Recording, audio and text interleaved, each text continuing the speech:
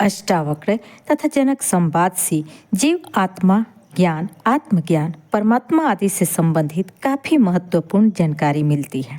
अष्टावक्र को अपनी माता के गर्भ में रहते हुए ही अपने पिता कोहल से काफी ज्ञान प्राप्त हो गया था, लेकिन किसी कारणवश उनके पिता ने उन्हें 8 अंगों से वक्र यानी टेढ़े हो जाने का श्राप दे दिया था।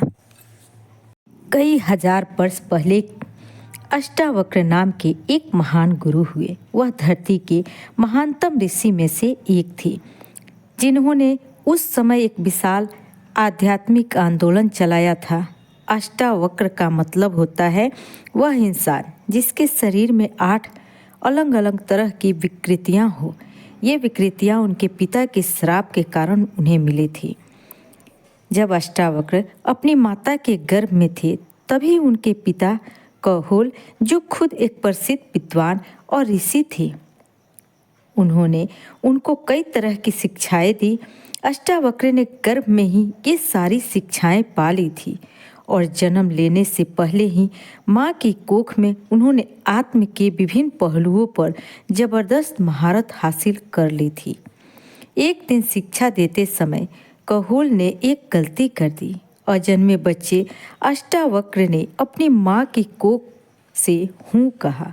उसका आशय था कि कहोल की बात गलत है और वह जो कह रहे थे वह सही नहीं है। दुर्भाग्य से उसके पिता अपना आपा खो बैठे और बच्चे को 8 अंगों से विकलांग होने का श्राप दे दिया। इसलिए बच्चा शारीरिक रूप से विकलांग पैदा हुआ। उसके दोनों पैर, दोनों हाथ, घुटने, छाती और गर्दन टेढ़े थे।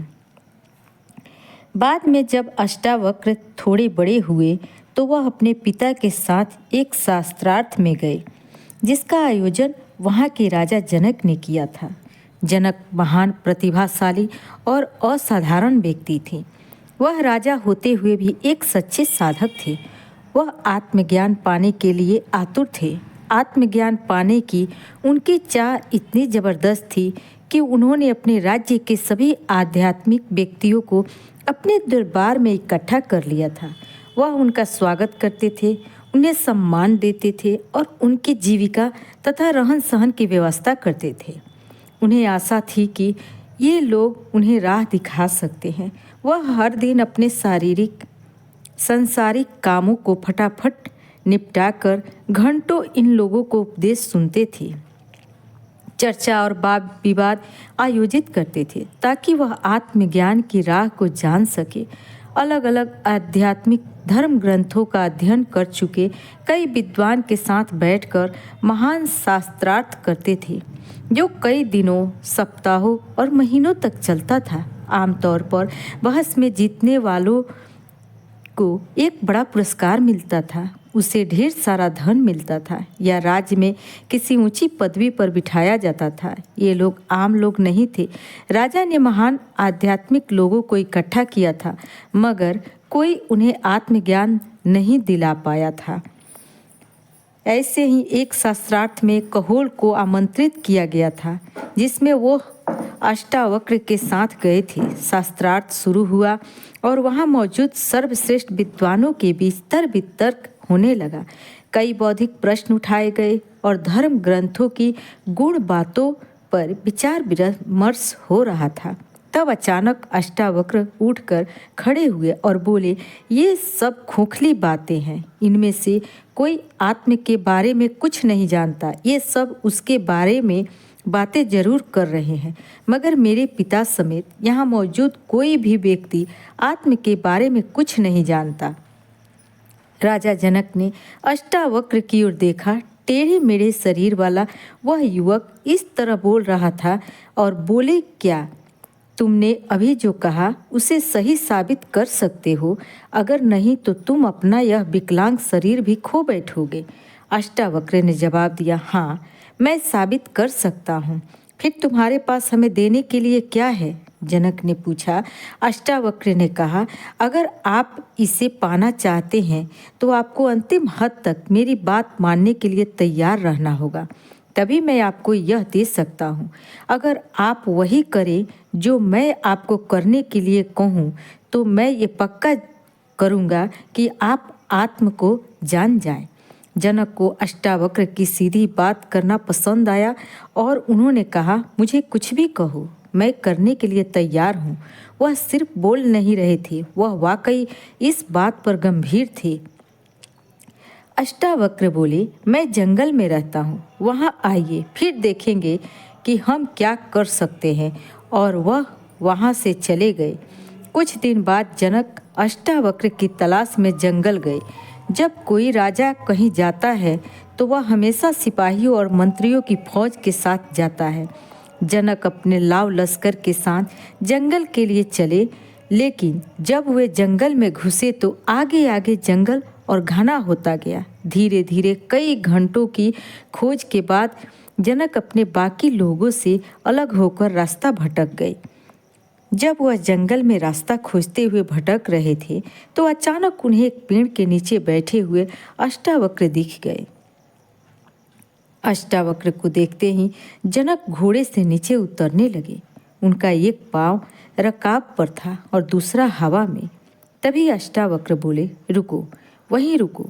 जनक उसी असुविधाजनक स्थिति में ठहर गए। वह घोड़े के ऊपर झूल रहे थे और उनका एक पैर हवा में था।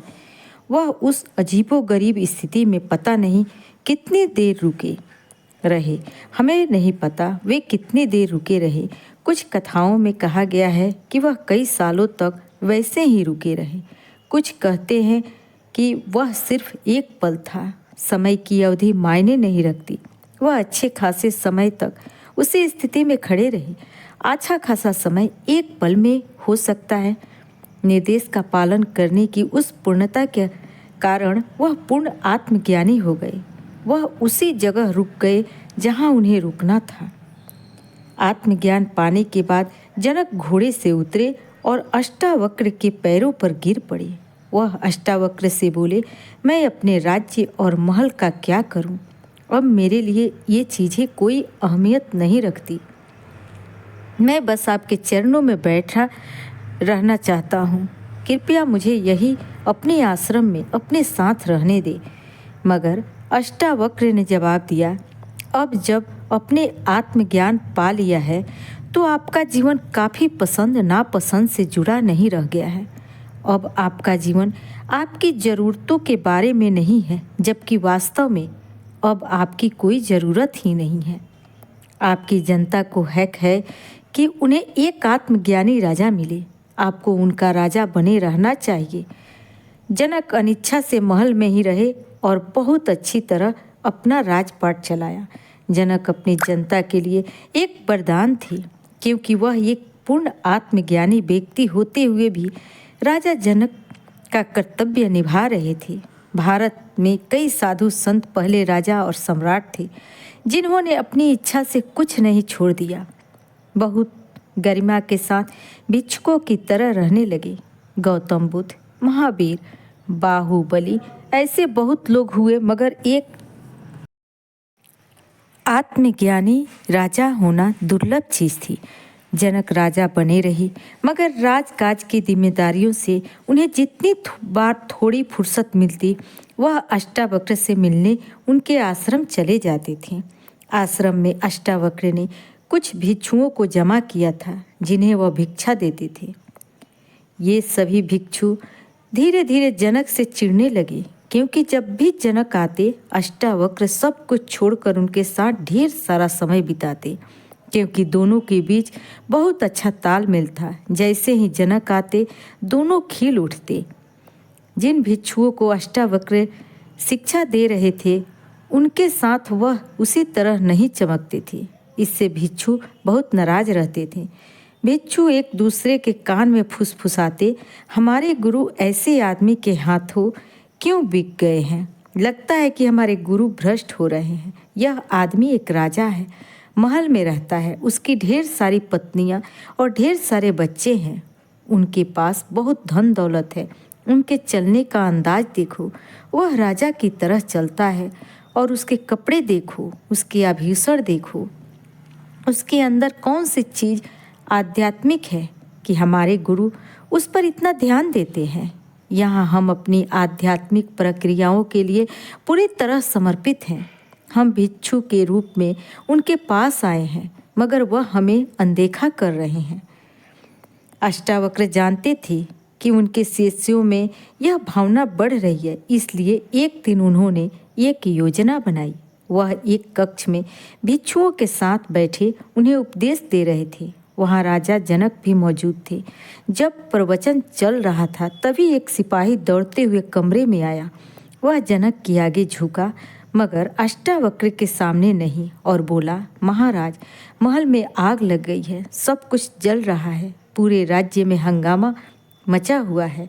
जनक खड़े होकर सिपाही पर चिल्लाए, निकलो यहाँ से।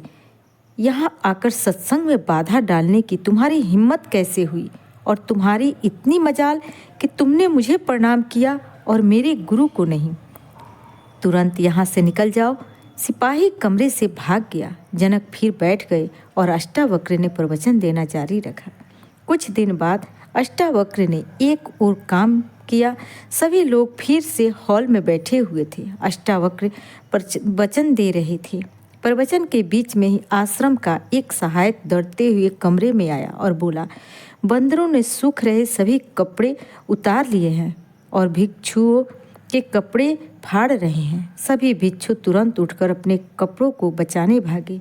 वे नहीं चाहते थे कि बंदर उनके कपड़े खराब कर दे, मगर जब वे कपड़े सुखाने वाली जगह पहुंचे तो वहां कोई बंदर नहीं था और उनकी लंगोटें अभी भी वहां लटक रही थी। उन्हें बात समझ में आ गई। वे सिर झुकाकर वापस आ गए।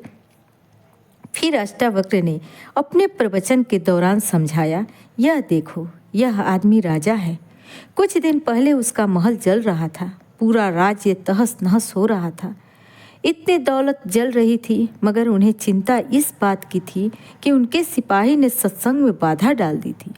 तुम लोग भिक्षु हो, तुम्हारे पास कुछ नहीं है, तुम्हारे पास महल नहीं है, पत्नी नहीं है, बच्चे नहीं है, तुम्हारे पास कुछ नहीं है।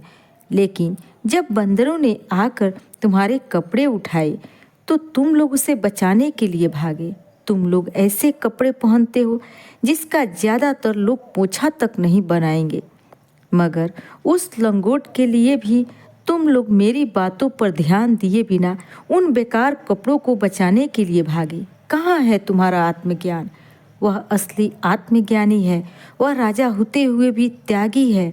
तुम लोग भिक्षु हो, दूसरे के त्यागी हुई चीज़ों का प्रयोग करते हो, मगर तुम्हारे अंदर आत्मत्याग की कोई भावना नहीं है। देखो तुम कहाँ हो और वह कहाँ है। एक व्यक्ति अपने अंदर कैसा है उसका इस बात से कोई संबंध नहीं है, वह बाहरी तौर पर कैसा है। सबसे महत्वपूर्ण यह है कि कोई व्यक्ति अपने भीतर कैसा है। बाहरी दुनिया के साथ आप क्या करते हो, ये सामाजिक चीज़ें होती हैं। आप जिन स्थितियों में रहते हो उनके अनुरूप खुद को संचालित करते हैं, उसका सामाजिक महत्व है, मगर कोई अस्तित्व संबंधी या आध्यात्मिक महत्व नहीं है। आप अपने अंदर कैसे हैं, बस यही बात मायने रखती है।